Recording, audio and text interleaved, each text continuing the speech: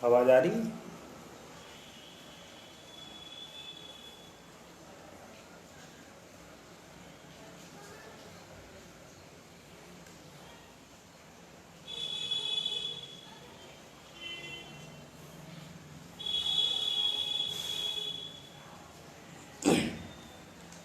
कुछ लोग जुड़ जाएं तो मैं शुरू करूं।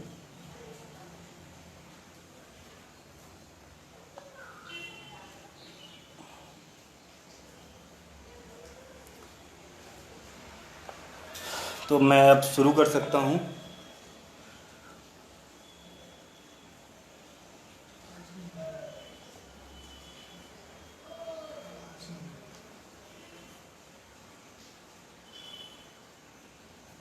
आवाज़ नहीं आ रही लग रहा है।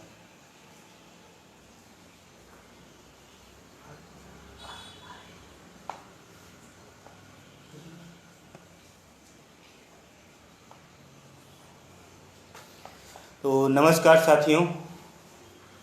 अब चूँकि आप लोगों ने बताया आवाज़ भी आ रही है और सब कुछ ठीक ठाक है तकनीकी रूप से, तो मैं कविता पाठ शुरू कर सकता हूँ। समकालीन जनमत का बहुत बहुत शुक्रिया, उन्होंने मुझे पाठ के लिए, कविता पाठ के लिए आमंत्रित किया।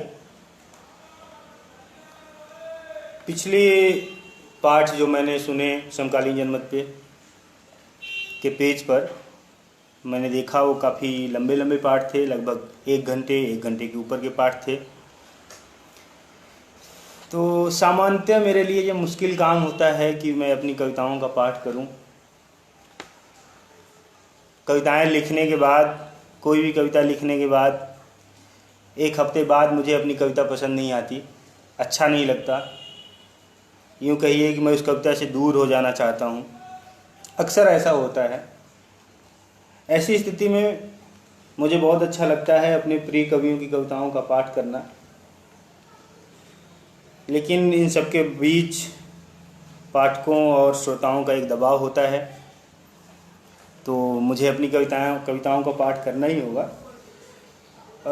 कुछ कविताओं का मैंने चुनाव किया है, उसके बावजूद अगर किसी विशिष्ट कविता के बारे में बातचीत होगी तो मैं उसका पाठ कर दूंगा।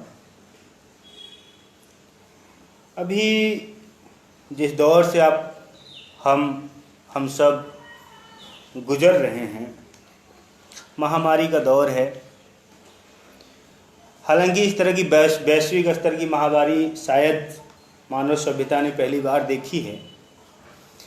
इसके बावजूद बहुत सारी महामारियां हैं जो चेतना के स्तर पर, सभ्यतागत स्तर पर हमारे बीच मौजूद रही हैं। महामारी के बहाने से मैंने कुछ कविताएं लिखी, जिसका शीर्षक है प्रचलित परिभाषाओं के बाहर महामारी। मैं शुरू में उन्हीं 5 कविताओं का पाठ करूंगा। पहली कविता है प्रचलित परिभाषाओं के बाहर महामारी 1।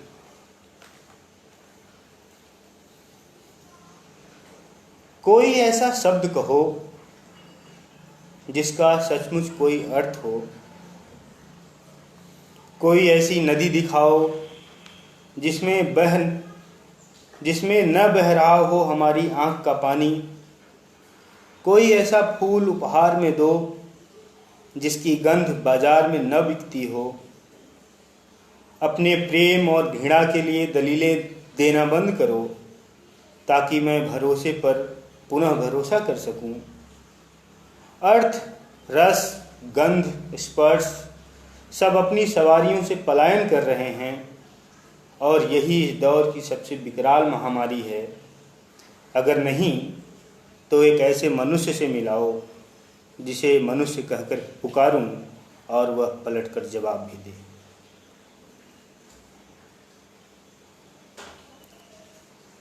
प्रचलित परिभाषाओं के बाहर महामारी 2।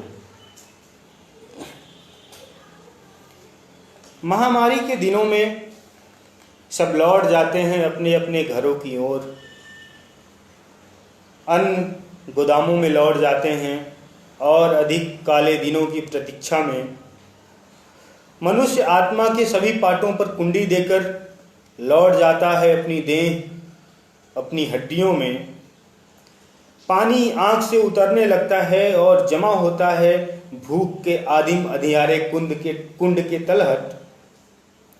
फूल अपनी पंखुड़ियों में सिमटने की तैयारी करते हैं और गंध से कहते हैं विदा।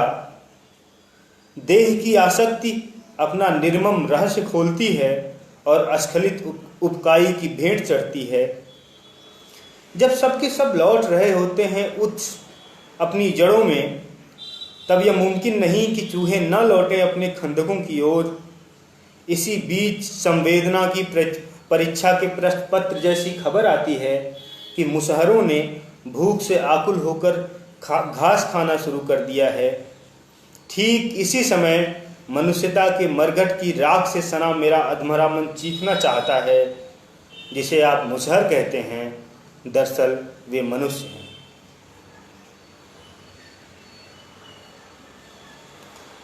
प्रचलित परिभाषाओं के बाहर महामारी 3। कुछ भूख से मरे, कुछ भय से।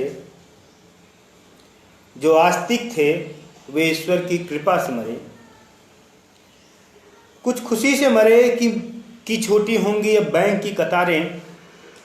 जो हड्डियों की आखिरी हिलोर तक सरकार से सवाल करते हुए लड़ सकते थे, वे मरे सरकार की बेशर्म हिंसक हंसी से। महामारी से बचाव का घिनौना तर्क देते हुए पुलिस ने जिनकी जर्जर पीठ पर लाठियों के काले लाल फूल रोपे थे, उनके परिजन उस फूल की गंध से मारे गए। कुछ अपनी अश्लील आराम कुर्सी पर लालच और लिप्साओं का जहर खाकर मरे पड़े मिले। कुछ तो सिर्फ यह देखकर मर गए कि इस कब्रिस्तान में उनके लिए कोई जगह नहीं बची है। कुछ को घर लौटने के रास्तों ने मारा। इस तरह से वे उन मुट्ठी भर लोगों में हुए जो मुहावरे के बाहर अब भी प्रेम के लिए चुपचाप मर सकते थे। कुछ को घृणा ने मारा, कुछ को शक्ति ने, कुछ को ऐश्वर्य ने मारा, कुछ को भक्ति ने। महामारी में मरने वाले सब के सब लोग महामारी से नहीं मरे थे।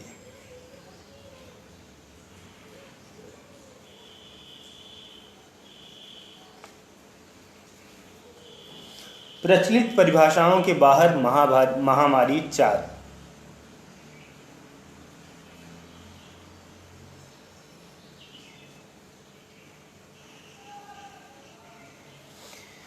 सभ्यता के दक्षिण में चारों दिशाओं से जिस रात धुआं उठा और देखते ही देखते मनुष्य से मवेशी तक सबके सब राख में बदल गए। कहते हैं तब जसोदा चाची 8 माह पेट से थी। यह रहस्य उस अजन्मे के साथ गया कि घिड़ा की आग से उठते धुएं से दम घुटने लगे तो करुणा का गर्भ हमें कब तक जिंदा रख सकता है। यह रहस्य उस अजन्मे के साथ गया कि घिड़ा की आग से उठते धुएं से दम घुटने लगे तो करुणा का गर्भ हमें कब तक जिंदा रख सकता है। निरपत हरिजन का पूरा गांव सिर्फ इसलिए जला दिया जाता है कि उन्होंने अपने मनुष्य होने के पक्ष में गवाही दी थी। यदि आपके गणित और समाजशास्त्र को जाति का गेहूं न डसा हो तो सोचकर बताइए।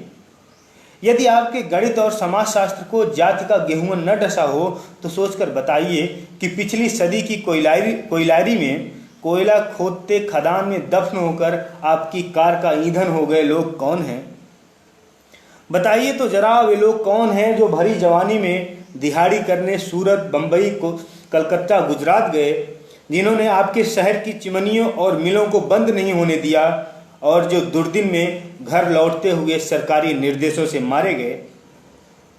क्या आप बता सकते हैं कि जमींदारी के भय की बेगारी करती हुई हड्डियों की हवस के अंधेरे गोदामों तले कितने अवर्ण स्त्रियों के लिए बलात्कार दिनचर्या में शामिल कर दिया गया। क्या आप बता सकते हैं कि कितने भूइंधर धोबी के पीठों पर ब्याज के कोड़ों के निशान कभी नहीं धुले। खदानों में, मिलों में, मशीनों में समा गए लोग कौन थे, कहां से आए थे। खदानों में, मिलों में, मशीनों में समा गए लोग कौन थे, कहां से आए थे। आपने कभी नहीं सोचा कि वे किस महामारी के शिकार हुए। यदि आपने भाषा पर डाका नहीं डाला होता तो वे बोलते, जाति व भीषण महामारी है जो न गला पकड़ती है, जो न सांस जगड़ती है, न फेफड़ों को रोक देती है काम पर जाने से, या आदमी के गुप्तांग में पेचकस घुसेड़ देती है, या औरत के यौनांग में पत्थर घुसेड़ देती है। यदि आपका इतिहास चांदी के चम्मच से घिड़ा का खीर खाकर जवान नहीं हुआ है तो आप सोच पाएंगे, यदि आपका इतिहास चांदी के चम्मच से घिड़ा का खीर खाकर जवान नहीं हुआ है तो आप सोच पाएंगे कि जात की महामारी से मारे गए लोगों की तुलना में जैविक महामारी में मारे गए लोगों की संख्या कुछ नहीं है।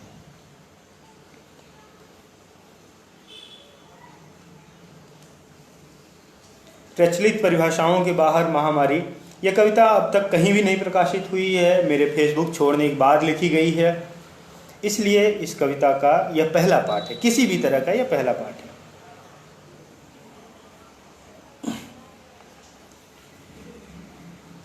जब भूखे जिस्म के आखिरी अंजुरी खून में डूबी रोटियां, जब भूखे जिस्म के आखिरी अंजुरी खून में डूबी रोटियां सड़कों और रेल पटरियों पर लिथड़ी पड़ी हों, ऐसे में स्वाद के पक्ष में किया गया प्रदर्शन सभ्यता की क्रूरतम अभिव्यक्ति है। स्वाद के अनंत संस्करणों का दिखावा भूखे मनुष्य के साथ किया गया विभत्स मजाक है। वे कोई और प्रजाति से नहीं थे जिन्होंने अपनी कोठियों और महलों की अश्लील भव्यता के लिए दीवार पर हिरने हिरनियों की हड्डियां टांगी और किसी नींव में किसी गरीब गुरबे को दफनाकर हत्यारी शुभता से ढक दिया। वे कहीं नहीं गए, आधुनिकता उनके लिए व्यवधान थी, पर वे उससे भी पार हुए, हमारे आप के बीच फैल गए, हमारे आप से दिखते हुए, और मजलूमों की रक्त की सिंचाई पाकर वे फिर उभर आए। इस बार उन्होंने हिरण मारकर दीवार पर नहीं लटकाया, उन्होंने बस हड़पी हुई भाषा में भीषण दुर्दिन को सबसे शांत समय घोषित किया। इस बार उन्होंने हिरण मारकर दीवार पर नहीं लटकाया, उन्होंने बस हड़पी हुई भाषा में भीषण दुर्दिन को सबसे शांत समय घोषित किया। वे सबसे भूखे दिनों में अपनी अय्याश संपन्नता का प्रदर्शन करते रहे। आज मेरी थाली मुझे गाली देती है कि मैं उनके साथ नहीं चला। सरकार ने भूखे रहने के अपराध में जिनका कत्ल किया, मेरे एक दोस्त का व्यंजन प्रदर्शन मुझे लात मारकर मेरी देन से बाहर करता है कि मैंने किन के बीच रहने का चुनाव किया। मैं एक भयंकर अंधेरी रोशनी की दुनिया में फंस गया हूँ। मेरे पुरखों, मुझे इस दुनिया से बाहर निकालो। आवश्यकता और ऐश्वर्य की संभावित हिंसक लड़ाई में आवश्यकता का क्रूर सैनिक होने के पहले मैं खुद को इस दुनिया का नागरिक होने से खारिज करता हूँ। इनकी भूख मेरी आत्मा की हड्डियाँ चबा जाएंगी, इनकी प्यास मेरी करुणा का सागर सोख लेगी। यह वह दुनिया नहीं जिसका नक्शा मेरे हृदय की जेब में सदियों से पड़ा हुआ है। मेरे पुरखों, मुझे इस दुनिया से बाहर निकालो।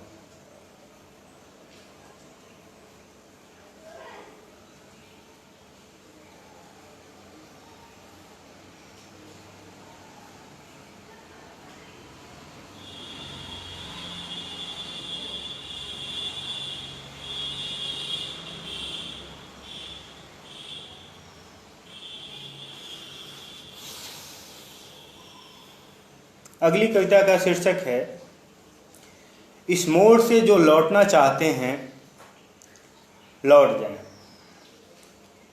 यह कविता और कला के बारे में है। इस मोड़ से जो लौटना चाहते हैं लौट जाएं। इस मोड़ से जो लौटना चाहते हैं लौट जाएं। यहाँ से आगे अतिरिक्त नींद के स्वप्न में तितली का अमलताज को न चूम पाने का कपासी दुख नहीं होना है।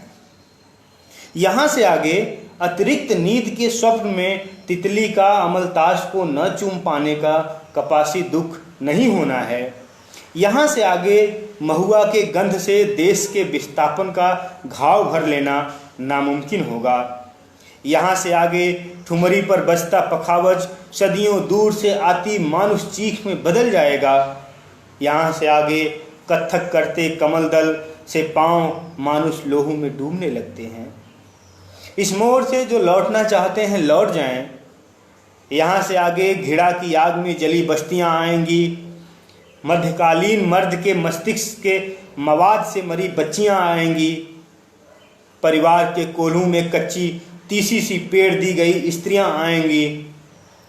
बीमार मनुष्यता के लिए जंगल से सन्नाटे की औषधि बटोरते हुए पहाड़ों में जिंदा दफनाए गए मुंडा और टोप्पो आएंगे। अवर्णों की हड्डियां उनके लहू में घिसकर चंदन लगाने वाली संस्कृतियां आएंगी। मजलूमों का रक्त पीकर जवान हुई सभ्यताएं आएंगी। वध की भाषा में कत्ल की कथाएं आएंगी। वध की भाषा में कत्ल की कथाएं आएंगी। यहाँ से आगे ऐसा बहुत कुछ आएगा जिससे निपटने के लिए यहाँ से बहुत बहुत पीछे जाना होगा। यहाँ से आगे लाशों से पटे धर्मस्थलों के गर्भगृह में बर्बरता की करुणा से तर्क युद्ध लड़े जाएंगे। यहाँ से आगे लाशों से पटे धर्मस्थलों के गर्भगृह में बर्बरता की करुणा से तर्क युद्ध लड़े जाएंगे। यहाँ से दुख नहीं दुख के कारण आएंगे। यहाँ से दुख नहीं दुख के कारण आएंगे। यहाँ से आगे बहसों का अंधड़ आएगा। यहाँ से आगे पुनर्व्याख्याओं की लू चलेगी। जिनकी चेतना के गुणसूत्र अनुकूल नहीं है ऐसे मौसम के लिए वे लौट जाएं। बहुत भीषण है यहाँ से आगे कलाओं की दुनिया। बहुत दुर्गम है यहाँ से आगे संवेदनाओं के रास्ते। यहाँ से बदलते हैं कहानी के पात्र। यहाँ से बदलती है कविता की भाषा। यह इस नई सदी और सभ्यता का आखिरी मोड़ है। इस मोड़ से जो लौटना चाहते हैं लौट जाएं।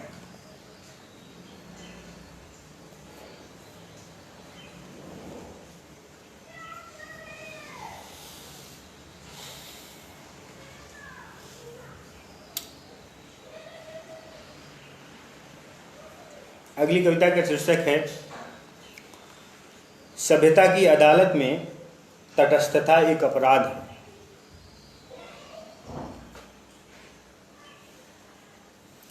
यदि आप हत्यारे के विरोध में होना नहीं चुनते तो हत्यारे आपको अपना समर्थन मान लेते हैं।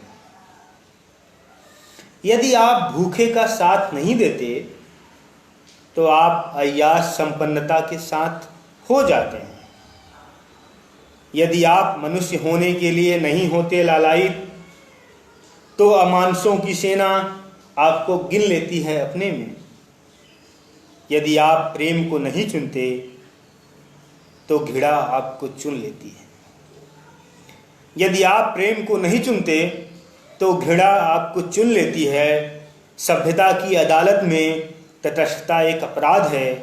यदि आप नहीं खड़े होते स्वतंत्रता, समानता, न्याय और प्रेम के पक्ष में तो तमाम मृत तर्कों के बावजूद आप इनके विरोधियों में हो चुके होते हैं शामिल।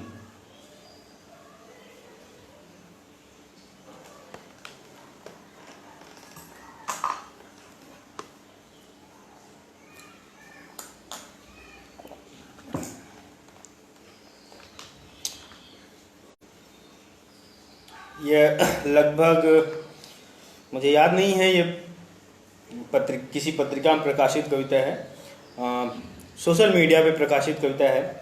कविता का शीर्षक है यह कविताओं को खेतों में जोतने का समय है।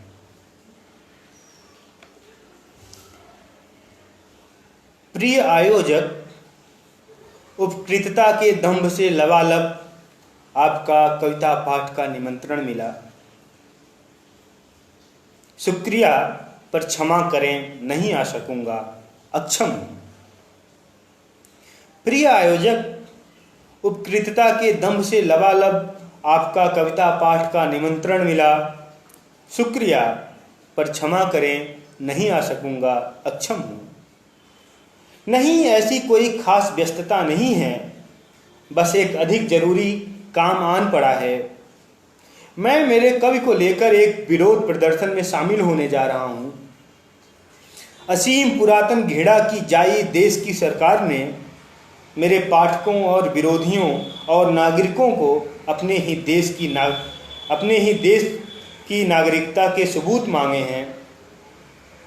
मेरा एक पाठक बेघर है जिसके पुरखों को पिछली सरकार ने गोकुशी के संदेह में कत्ल कर डाला था। मुझे उसके लिए जाना होगा। मेरा एक विरोधी है जिसके इकलौते 3 डिसमिल खेत के कागजात को ठाकुर ने जात के आग में जला डाला था। मुझे उसके लिए जाना होगा। एक और शख्स है जिससे मनुष्य के अलावा कोई अतिरिक्त रिश्ता नहीं है। वह मुंबई, कोलकाता, सूरत, नोएडा, कानपुर, बनारस, हैदराबाद, वह कहीं भी आपको दिख सकता है। एक और शख्स है जिससे मनुष्य के अलावा कोई अतिरिक्त रिश्ता नहीं है। वह मुंबई, कोलकाता, सूरत, नोएडा, कानपुर, बनारस, हैदराबाद, वह कहीं भी आपको दिख सकता है। अपनी नाजुक गुलमोहर सी बच्ची की लाल चोटी के लिए 3 रुपए के रिबन का मोल भाव करता हुआ वह किसी भी नुक्कड़, किसी भी ठेले पर आपको दिख सकता है। अन्न की भूख मृत्यु को बहुत हरामी बना देती है। यह कविताओं को खेतों में जोतने का समय है। अन्न की भूख मृत्यु को बहुत हरामी बना देती है। यह कविताओं को खेतों में जोतने का समय है। चिमनी से उठता काला धुआं मजूर के परिवार के फेफड़े में काली खांसी की तरह जमता जाता है। यह कविताओं को कारखानों में नाधने का समय है। भूख के युद्ध से बची हुई शक्ल शहर के भीड़ में बंजारा हो जाती है। भूख के युद्ध से बची हुई शक्ल शहर के भीड़ में बंजारा हो जाती है और 7 समंदर घिरा के विष से जन्मी सरकारें बंजारा होने को देश के लिए खतरा बताती हैं। यही सही समय है कि मनुष्यता के हक में मेरी कविताएं में रक्तदान करें। यही सही समय है कविताएं इस ग्रह पर मनुष्य के आदिम बासिंदगी के हक में गवाही दें और अपने होने का मूल्य अदा करें। हर कविता भाषा के कोश से मनुष्य का लिया हुआ उधार है। हर कविता भाषा के कोश से मनुष्य का लिया हुआ उधार है। जब कविताओं की सबसे ज़्यादा ज़रूरत सड़कों पर उतर आए मेरे साथियों की थरथराती आवाज़ और तनी हुई मुट्ठी को है, तब आपके सभागार में कालजयिता के लोभ का पाठ करती हुई मेरी कविताएं बेहद अश्लील दिखाई पड़ेंगी महोदय। आपके निमंत्रण में 10,000 का वादा है। 10,000 से याद मुझे आता है पुश्तैनी पीड़ाओं के संग्रहालय वहाँ मेरे गांव में। खून के रिश्ते से इतर मेरे एक चाचा थे। कहने को तो कमाने गए थे सूरत, पर सरकार की नालायकी छिपाने के लिए खून बेचकर घर इतना ही पैसा भेजा करते थे साल दर साल। वे तो नहीं लौटे, उनकी लाश लौटी। उनकी 8 साल की बेटी को चीख चीख कर धरती का छाती फाड़ते हुए मैंने देखा था श्रीमान। मनुष्य के खून के साथ इससे भद्दा मजाक क्या हो सकता है महोदय। धार्मिक परिभाषाओं के इतर आत्मा नाम की एक चीज होती है। इसके पहले कि मेरा ईमान मेरी आत्मा को 70 चाकू गोद कर मार डाले, मुझे इस शांति मार्च में जाना होगा। इसके पहले कि मेरा ईमान मेरी आत्मा को 70 चाकू गोद कर मार डाले, मुझे इस शांति मार्च में जाना होगा। मुझे हर उस विरोध मार्च में जाना होगा जहां कविताओं के बाहर इंसान का निचाट बदन लाठीचार्ज झेल रहा है। जैसा कि पिछली सदी के एक कवि ने कहा था, मनुष्य कविताओं से बहुत बड़ा है श्रीमान। मनुष्य कविताओं से बहुत पहले का है। वह कविताओं के बहुत बहुत बाद तक रहेगा। यही सही समय है कि मैं अपने कवि को लेकर खेतों में नद जाऊं, सड़कों पर उतरूं और सरकार से लड़ जाऊं। फिर फर्क नहीं पड़ता जीतूं या मर जाऊं।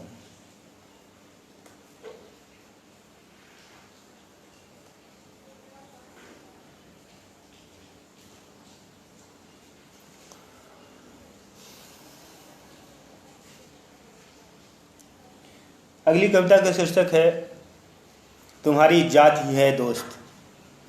तुम्हारी जात ही है दोस्त। तुम्हारी चाल पर उसका असर है। जब तुम धरती को 2 इंच धंसाते हुए कदम रखते हो और महसूस करते हो खुद को धरती से 2 फुट ऊपर, तो तुम्हारी देह की भौतिकी से जमींदारी और पवित्र महान ब्राह्मण होने का दंभ झुनझुने की तरह बजता है, जिससे मुझे मेरे पुरखों की चीखें सुनाई पड़ती हैं। तुम्हारी जुबान पर बैठा हुआ तुम्हारे पूर्वजों के दुराचारों का स्वाद तुम्हारी भाषा को लिजलिजी और मौका परस्त बनाता है। तुम्हारी जाति है दोस्त, तुम्हारी त्वचा पर भभूत की तरह चिपकी हुई तुम्हें बहुत अश्लील बनाती है।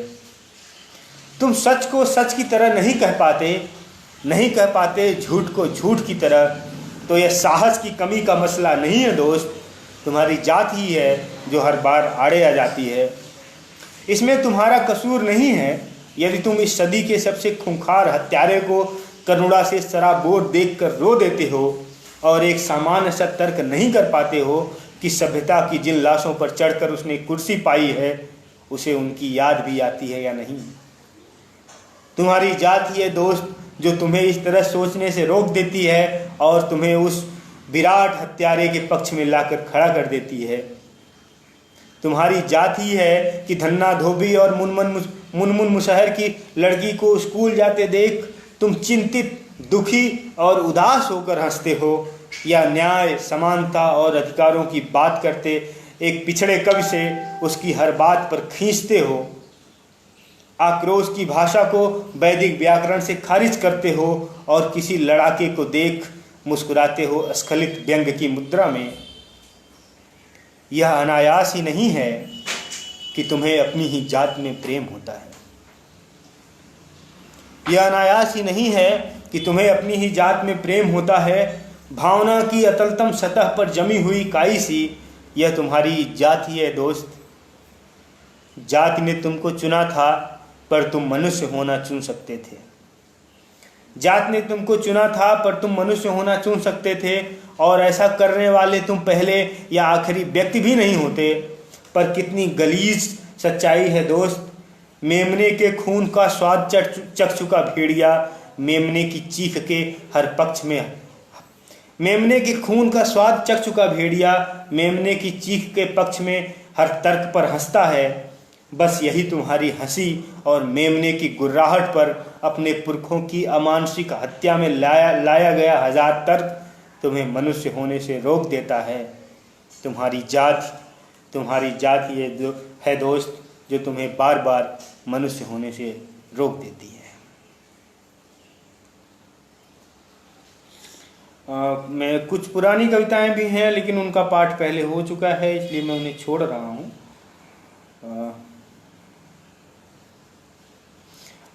इस कविता को जरूरी समझता हूँ इसलिए पहले भी पढ़ चुका हूँ, फिर पढ़ता हूँ। कविता का शीर्षक है मानव द्रोहियों की जैविक संरचना के संदर्भ में।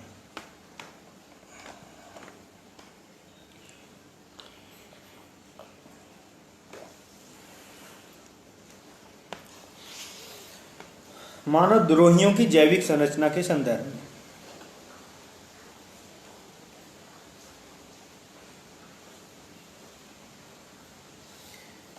वे वीर से नहीं घृणा से उपजे थे।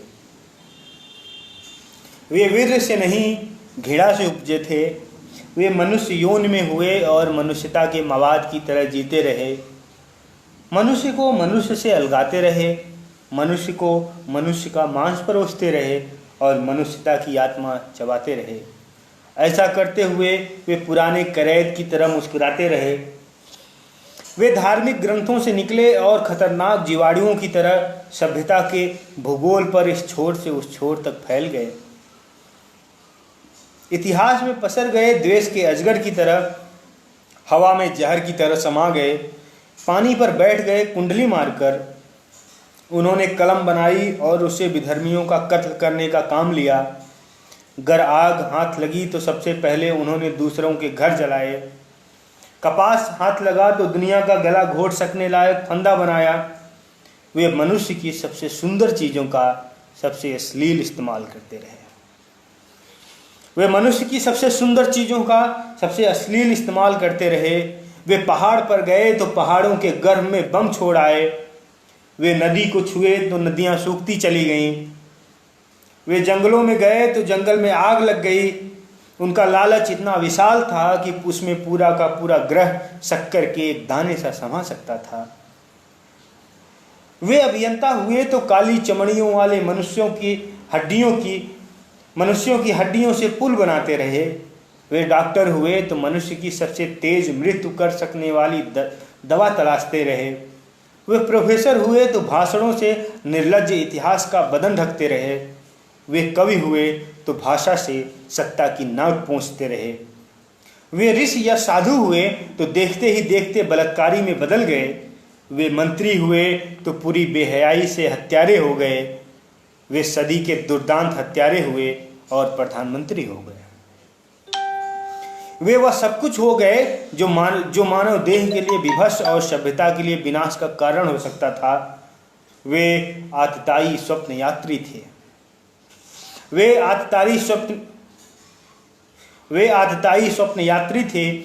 मेरे सपने में वे 33 करोड़ मुंह वाले अजगर की शक्ल में आते रहते हैं। वे आखिरी जन्म जितने नए हैं, वे पहली मृत्यु जितने पुराने हैं। वे मनुष्य योनि में हुए और मनुष्यता के मवाद की तरह जीते रहे। इसके अलावा मनुष्यों और उनमें एक ही जैविक अंतर था। मनुष्य स्त्री और पुरुष के प्रेम संसर्ग से उपजा था और वे 7 समंदर जितने बिच्छुओं के डंक को निचोड़कर इकट्ठा हुए, घृणा और विष से पैदा हुए थे।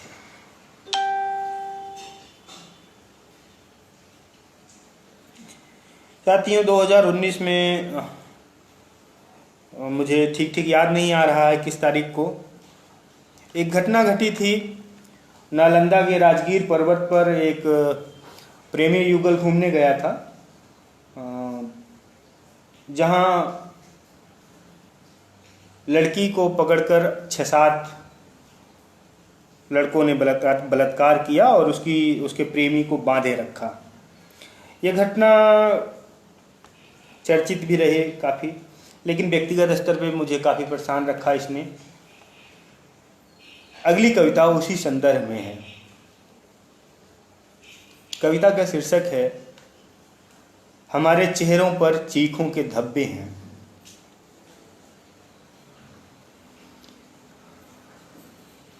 पिछले 24 रातों से मेरे स्वप्न में आने वाला नालंदा की राजगीर पहाड़ी पर बलात्कृत स्त्री के यौनांग से रिश्ता खून और 6 पुरुषों के लिंग से बहता सभ्यता का वीर्य मेरे मस्तिष्क में मवाद की तरह जम रहा है। पिछली 24 रातों से मेरे स्वप्न में आने वाला नालंदा की राजगीर पहाड़ी पर बलात्कृत स्त्री के यौनांग से रिश्ता खून और 6 पुरुषों के लिंग से बहता सभ्यता का वीर्य मेरे मस्तिष्क में मवाद की तरह जम रहा है। इतिहास हत्यारों के दलाल की तरह सच छुपाने का आदी है। वह कभी नहीं कहेगा कि आशीर्वाद से और खीर खाकर गर्भवती हुई स्त्रियां वस्तुतः उन गलीज आत्माओं वाले महात्माओं और ऋषियों द्वारा बलात्कृत औरतें हैं। त्रिशूलधारी त्रिपुंड मंडित रक्तखोर इतिहास से मुझे उम्मीद भी नहीं। वह तो सदियों से नालंदा के राजगीर पर्वत पर बह रहे 6 पुरुषों का वीर्य पोंछने में लगा हुआ है।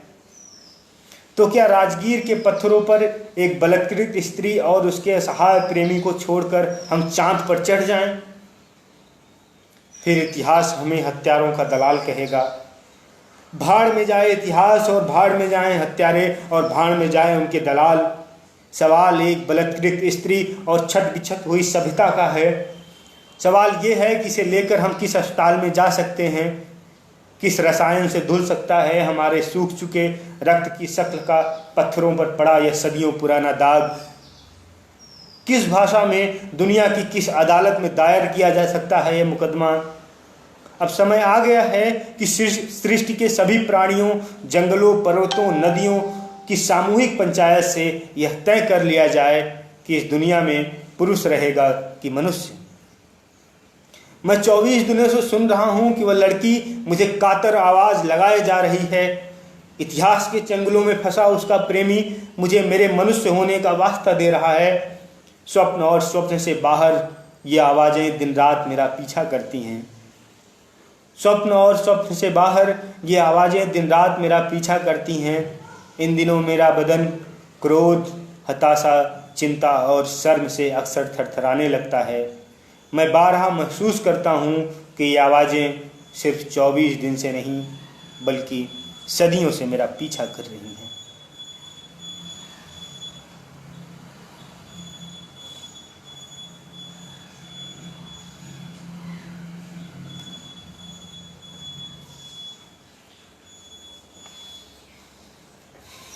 व्यक्ति या मनुष्य या कोई भी चेतना संपन्न प्राणी अपनी जड़ की तरफ जरूर झांकता है। उसे बार बार वह जानने की कोशिश करता है कि वह कहाँ से है, वह कहाँ से आया है। जैसे हम जिस भाषा में बात करते हैं वह भाषा बहुत पुरानी है। इस तरह से मैं ये नहीं कह सकता कि मेरी स्मृतियाँ जो हैं वो सिर्फ 26 साल की हैं, 25-26 साल की हैं। बहुत पुरानी स्मृतियाँ हैं। स्मृतियाँ हमारे रक्त की सवारी कर हम तक आती हैं। तो हर कवि यह जानने की कोशिश करता है कि उसका लोकेशन क्या है, सोशल लोकेशन, जैविक लोकेशन। कविता का अगली कविता इसी संदर्भ में है। कविता की शीर्षक है वे सारे मेरे अपने हैं।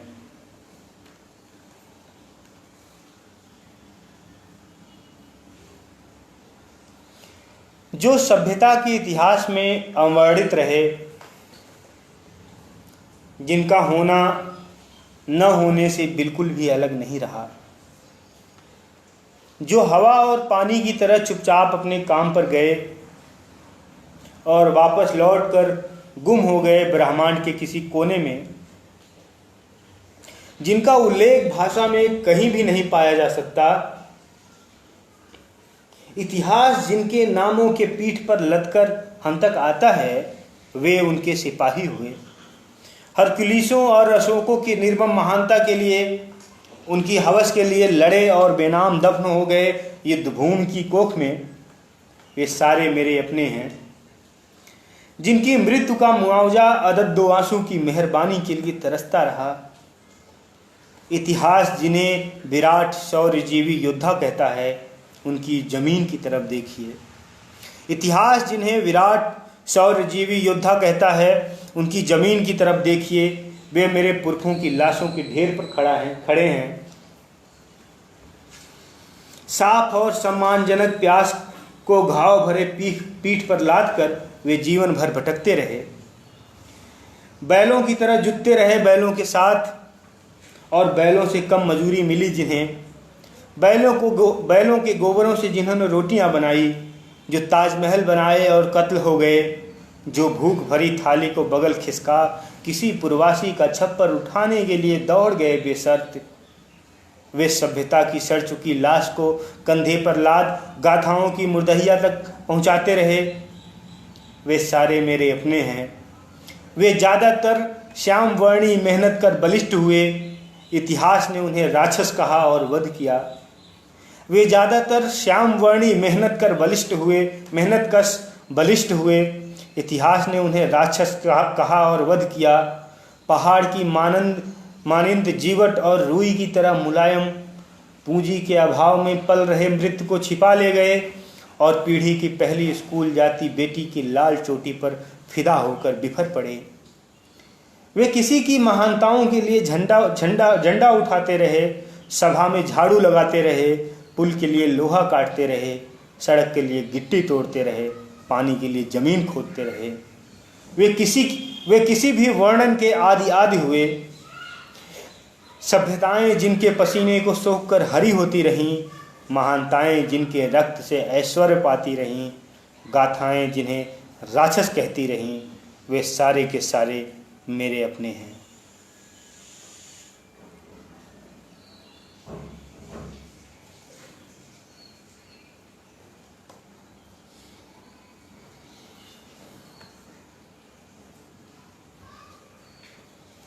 अगली कविता कुछ प्रेम कविता जैसा कुछ है। यह मेरा दुर्भाग्य कि मैंने बहुत कम प्रेम कविताएं लिखी, जबकि मैं प्रेम कवि होना ही चाहता था हमेशा। कभी तो होना ही नहीं चाहता था प्रेम के लिए, जो होना चाहता था प्रेम के लिए होना चाहता था। कभी तो वैसे भी नहीं हूं मैं आजकल। कविता का शीर्षक है करुणा के कंठ में स्मृतियों की लाश बांध। इसमें प्रेम प्रेम सब जैसा कुछ आया नहीं है कहीं, तो मुझे संदेह होता है कि ये प्रेम कविता है कि नहीं है। मतलब जिस तरह से लोग संदेह करते हैं आलोचक वगैरह लोग। करुणा के कंठ में स्मृतियों की लाश बांध। वर्षों पहले जो तुमने उपहार में दिया, मेरी कलाई उसी घड़ी के लिए बनी थी। वर्षों पहले जो तुमने उपहार में दिया, मेरी कलाई उसी घड़ी के लिए बनी थी। मेरे पांव बने थे तुम्हें पाने की अंतहीन यात्राओं के लिए। मेरा गला बना था करुणा के कंठ में स्मृतियों की लाश बांध, पुकारते रहने के लिए तुम्हें जंगल जंगल, रेती रेती, बस्ती बस्ती। बदन में दौड़ता मेरा गाढ़ा रक्त बना था तुम्हारे पांव में महावर लगाने के लिए। मैं तो बना था सभ्यता की उस विषण दुर्गंध युक्त कुएं को पाटने के लिए, जिसमें भूख और शोषण से लड़ते हुए मर गए मेरे पुरखों की असंख्य लाशें पड़ी हैं। मैं तो बना था सभ्यता की उस विषण दुर्गंध युक्त कुएं को पाटने के लिए, जिसमें भूख और शोषण से लड़ते हुए मर गए मेरे पुरखों की असंख्य लाशें पड़ी हैं। पर मेरा मन बना था तुम्हें प्यार करने के लिए, और उम्र भर अपनी पीठ पर बधुआ मजूर सा तुम्हारा बिछोह ढोने के लिए, तुम्हारी चाह रोने के लिए।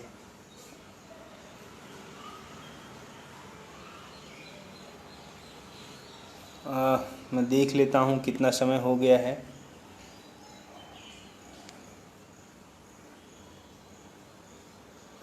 लगभग समय हो चुका है। मैं 2-3 कविताएं और पढ़ देता हूँ। अगली कविता का शीर्षक है रुलाई। इस रुलाई का खास संदर्भ है पिछले साल जब चंद्रयान 2 विफल हुआ, तो हमारे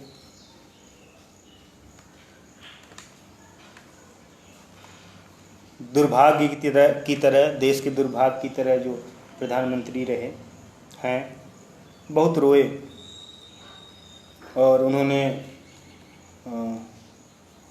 उस वैज्ञानिक को कंधा भी दिया रोते हुए। उसके बाद एक बहुत बितंडा जैसा फैल गया ये कि बहुत सारे बौद्धिक और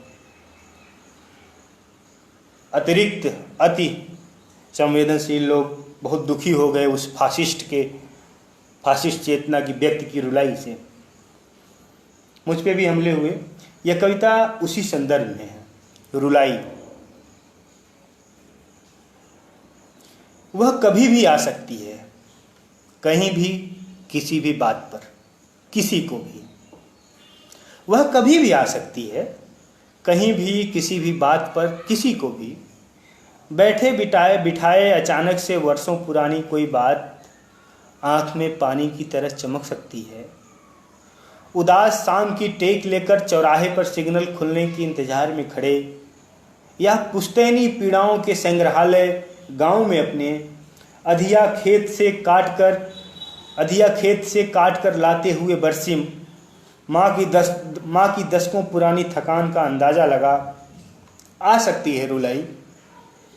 पहले दिन के स्कूल से लौटती हुई 2 हाथ के अमलतास के फूल सी बेटी को देख छलछला सकती हैं आंखें, या मुट्ठी भर भात की भूख को हत्या की भीख में बदलते देश की अय्यास और निर्मम संपन्नता देख वह आ सकती है। होलिका दहन में शामिल होते हुए, हॉस्टल के कमरे में बैठे हुए अकेले के ओढ़ दोस्त को देते हुए प्रेम विवाह की बधाइयाँ, मनरेगा से लौटे हुए 62 बरस के बाबा का धुलाते हुए हाथ, कालीन पर लेटे हुए कालीन बीनते दिनों को याद कर अपनी ही किसी कविता का पाठ करते हुए आवाज़ थरथरा सकती है, आंखें भरभरा सकती हैं। मेट्रो में चढ़ते ही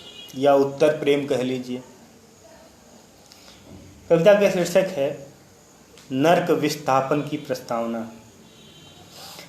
नर्क विस्थापन की प्रस्तावना।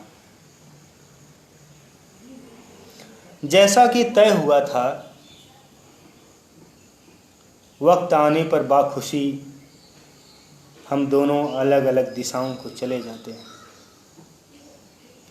जैसा कि तय हुआ था, वक्त आने पर बाखुशी हम दोनों अलग अलग दिशाओं को चले जाते। कड़ी धूप को सोख कर खिलते हुए जिद्दी पलाश से साथ की याद लिए हम दोनों अलग अलग दिशाओं को चले जाते। पर वादे के मुताबिक कुछ न हुआ कि कच्चे किनारे सा कटता चला गया। पर वादे के मुताबिक कुछ न हुआ, मैं नदी के कच्चे किनारे सा कटता चला गया। हर रोज़ भसकती चली गई आत्मा की मिट्टी। कभी रात भर रोया और मन न भरा तो दिन दोपहरी स्मृतियों के सभी पाठ खोल दिए। पूरा कमरा डूबता चला गया गहरे पानी में। भयानक यातना में तब्दील हो गई नींदें।